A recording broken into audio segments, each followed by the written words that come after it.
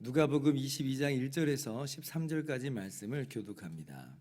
유월절이라 하는 무교절이 다가오매 대제사장들과 서기관들이 예수를 무슨 방도로 죽일까 궁리하니 이는 그들이 백성을 두려워함이더라.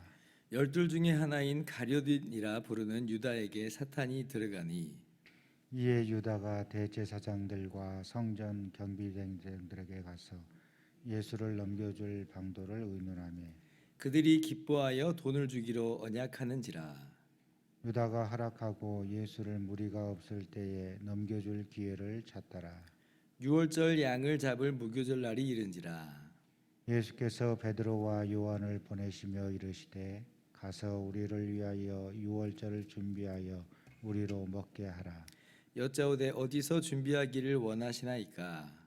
이르시되 보라, 너희가 성내로 들어가면 물 한 동이를 가지고 가는 사람을 만나리니 그가 들어가는 집으로 따라 들어가서 그 집주인에게 이르되 선생님이 내게 하는 말씀이 내가 내 제자들과 함께 유월절을 먹을 객실이 어디 있느냐 하시더라 하라.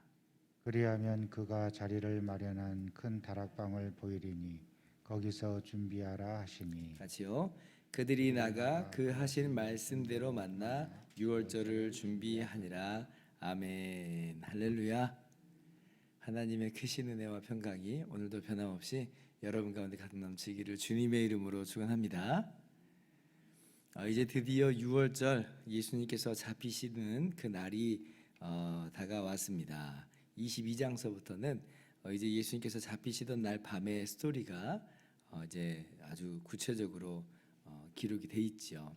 그런데 이제 사실 유대 지도자들은 예수님을 잡고는 싶었지만 백성들을 두려워해서 예수님을 잡을 수는 없었습니다. 왜냐하면 예수님이 백성들에게 지지를 받고 있었거든요. 그런데 그들에게 기회가 찾아온 거예요. 어떤 기회냐? 오늘 말씀 보니까 예수님의 12 제자 중 하나인 가룟 유다가 예수님을 백성들 몰래 넘겨주기로 한 거예요. 왜 갑자기 가룟 유다가 이런 일을 꾸미게 됐는가? 좀 의아하죠. 오늘 성경 보니까 3절에 가룟 유다에게 사단이 들어갔다 이제 그렇게 이야기를 하는데, 그런데 이제 사실 다른 복음서를 보면 이제 이런 계기들이 사단이 가룟 유다 안에 이제 들어가 역사하고 충동하는 이 계기가 된 사건이 있습니다. 오늘 이걸요 그냥 가룟 유다가 무슨 귀신 들려가지고 뭐 사단의 조종을 받아서 그렇게 한다고 오해하시면 안 돼요. 지금 이것이 배경이 되는 사건이고 가룟 유다는 사단의 충동을 받아서 지금 그런 일을 저지른 거예요. 여러분도 아마 잘 아실 텐데 마태복음 26장 6절을 보면 며칠 전에 이제 예수님께 어떤 일이 있게 되냐면 베다니 나병 환자 시몬의 집에서 식사를 하실 때에 한 여인이 나드 옥합 한 근을 가져다가 그 옥합을 깨뜨리고 예수님 머리에 붓는 일이 있게 됩니다. 요한복음을 보면 아마 나사로의 여동생인 마리아가 아닌가 이제 그렇게 생각이 되는데, 그런데 이제 그 깨뜨린 향유 옥합의 비용이 얼마냐면 300데나리온이다. 그게 300데나리온이다. 그러니까 지금 이 300데나리온의 향유를 한 번에 예수님께 다 부으니까요 제자들이 굉장히 술렁였던 것 같아요. 왜냐하면 지금 제자들은 3년 반 동안이나 예수님 따라다니면서 머리 둘 곳 없이, 예수님이 머리 둘 곳 없이 다녔다는 말은 제자들도 머리 둘 곳 없이 다녔다는 말이에요. 어떻게 보면 떠돌이, 거지 같은 신세, 거지라고 하기 좀 그렇지만 아무튼 그러한 정말 신세로 어떻게 보면 힘들게 정말 살아가고 있는 형편 속에서, 그런데 그 상황에 300데나리온을 그냥 한 번에 왕창 부어버리는 것으로 허비해 버리니까 300데나리온 1년 연봉이잖아요. 1년 연봉이 그냥 눈앞에서 사라지는 걸 보니까 제자들이 그걸 보고 굉장히 분개합니다. 아니 이걸 팔아다가 가난한 사람들에게 나눠줄 수 있었는데 어찌 이렇게 허비하느냐, 그렇게 분개를 해요. 그 중에서도 가장 분개한 사람이 누구냐면 요한복음 보니까 가룟 유다가 분개했다 그래요. 그런데 가룟 유다의 분개함을 보면 단순히 가난한 자들을 도울 수 있었는데 왜 이런 일을 했느냐라고 하는 그 분개라기보다는 요한복음이 기록하기는 저는 도적이다. 그래, 도적이다. 제자들이 지금 살아가고 있는 이 주님이 살아가던 이 돈궤를 맡았는데 재정 담당이었던 것처럼 보여요. 그런데 거기에 둔 것을 몰래 훔쳐갑니다. 그렇게 몰래 훔쳐갑니다. 그러니까 가룟 유다의 분개함은 단순히 가난한 자들을 도울 수 있었는데 못 도와서 분개하는 게 아니라 사실 이거가 이제 돈궤에 들어온다고 생각을 해보면 거기에 어떻게 보면 자기가 그 안에서 또 어느 정도 횡령할 수 있는 그러한 기회였는데 그냥 그 기회가 눈앞에서 다 사라져 버린 거예요.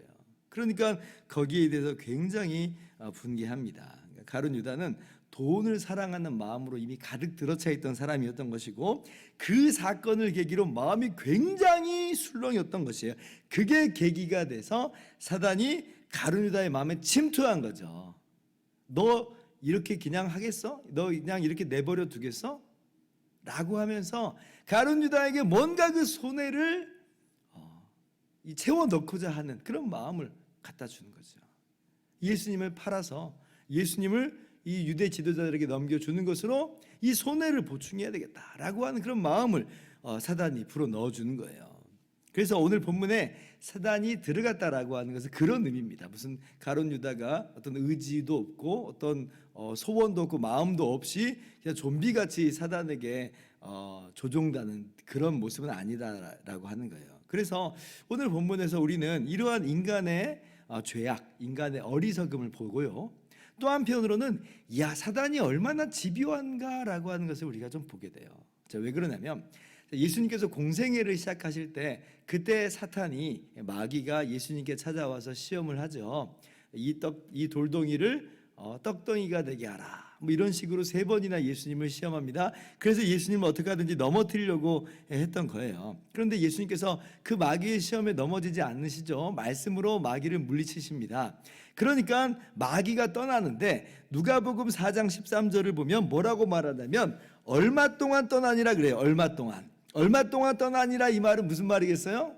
언제고 돌아온다는 것이고 돌아왔다는 거죠. 돌아왔다는 거. 언제 돌아왔느냐? 언제 돌아와서 또 예수님을 시험하느냐라고 할 때 먼저는 베드로가 신앙 고백을 했을 때 주는 그리스도시요 살아계신 하나님의 아들이시니이다 신앙 고백을 했을 때 그것은 정말 하나님께서 알려주신 바 바른 신앙 고백이에요. 그런데 바로 이어서 예수님께서 고난을 받고 죽임을 당하고 3일 만에 다시 부활할 걸 말씀하시니까 베드로가 대번에 뭐라고 말하냐면 주여 그리마옵소서 이렇게 그리마옵소서 예수님을 마치 꾸짖듯이 책망하듯이 그렇게 말을 해요. 그때 예수님께서 사단아 내 뒤로 물러가라.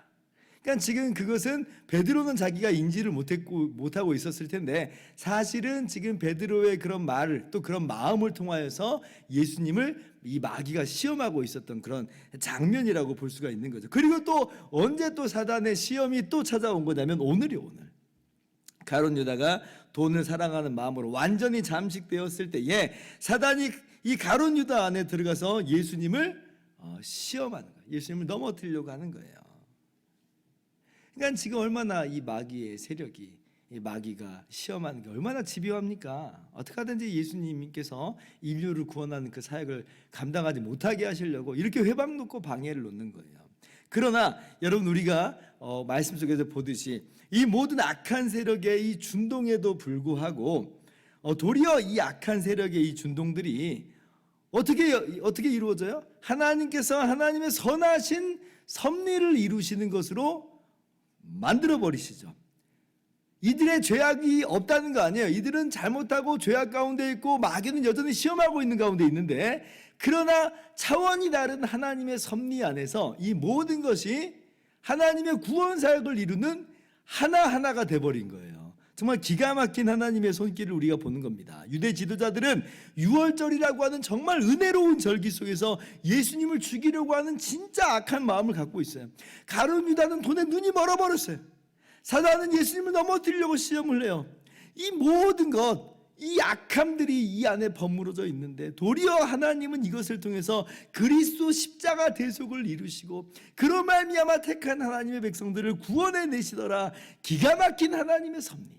어저께 수요 저녁 기도회 때 함께 우리가 말씀을 나눈 것처럼 우리가 알거니와 하나님을 사랑하는 자고 그 뜻대로 부르심을 입은 자들에게는 모든 것이 합력하여 선을 이루느니라. 지금 유대 지도자들 가룟 유다 죄가 없다는 거 아닙니다. 주님께서 가룟 유다를 향해서 차라리 나지 않는 게 더 좋을 뻔하다라고 말할 정도면 이건 분명히 가룟 유다의 죄악이 맞아요. 그러나 기가 막히죠. 이들의 죄악을 가지고 하나님은 선을 이루어내 버리시더라. 정말 놀라운 하나님의 섭리와 역사를 우리가 보는 것입니다. 그러므로 이 시간 우리가 두 가지를 적용했으면 좋겠어요. 첫 번째, 차원이 다른 이러한 하나님의 섭리의 손길을 바라볼 수 있기를 바랍니다. 사방팔방으로는 악이 준동하고 죄인들이 지금 난리를 치고 더 우세한 것처럼 보이고 그들이 역사를 이루어가는 것처럼 보이지만 사실은 그렇게 해서 악이 이기고 악이 횡행하고 악이 충만해지는 게 아니라 오히려 하나님께서는 하나님의 선하신 뜻을 이루어가 버리시더라. 이 모든 세계는 하나님의 뜻이 이루어지는 거예요. 하나님의 선하신 섭리 안에서 이루어지는 것이다. 그러므로 우리가 낙심할 것 아니고 어떤 다른 사람들의 악함과 그런 죄악과 사단의 시험과 유혹에 대해서 우리가 절망할 게 아니고 하나님의 선하신 손길 섭리를 바라보면서 우리는 위로받고 격려받으며 힘을 얻는 거예요. 또 너무 분노하고 억울할 필요도 없는 것은 하나님의 섭리가 이루어지는 현장이기 때문에 그렇습니다. 하나님의 우리를 향한 섭리는 선하신 섭리요 좋은 섭리다 그랬잖아요. 어저께 예수 그리스도의 십자가로 증명되는 섭리다 그랬잖아요. 그러므로 우리가 그러한 하나님의 사랑과 하나님의 선하신 섭리 안에 있음을 깨닫고 여러분 낙심하지 말고 절망하지 말고 좌절하지 말고 억울해하지 말고 분노하지 말고 그렇게 살아가는 오늘 하루가 되기를 바랍니다. 두 번째로는 우리가 주의할 점은 하나 있겠어요. 뭐냐면 뭐예요? 가룟 유다 같은 모습으로 우리가 나타나서는 안 되겠다라고 하는 것이죠. 여러분 단순히 12 제자 중에 12 사도 중에 속했다는 것이 이 가룟 유다를 보호하지는 못해요. 그죠? 그것으로 되는 건 아니잖아요. 그래서 우리는 항상 우리 스스로를 경계해야 돼요. 무릇 선줄로 생각한 자는 넘어질까 조심하라. 그래서 항상 나는 다 됐어, 난 넘어지지 않아 라고 하는 게 아니라 오히려 항상 우리 연약함을 우리가 인지하고 연약함을 고백하면서 우리를 도울 수 있는 분은 하나님밖에 없습니다. 성령 외에는 우리를 도우실 자가 없나이다. 예수 그리스도 아니고서는 이 연약함 가운데서 우리를 도울 수 있는 자가 없나이다 하면서 항상 겸손하게 주님만을 붙잡고 성령의 도우심만을 구하고 은혜를 구하면서 그렇게 이 모든 시험과 유혹에 맞서 싸워나가는 저와 여러분 모두 되기를 주님의 이름으로 축원합니다. 기도하겠습니다.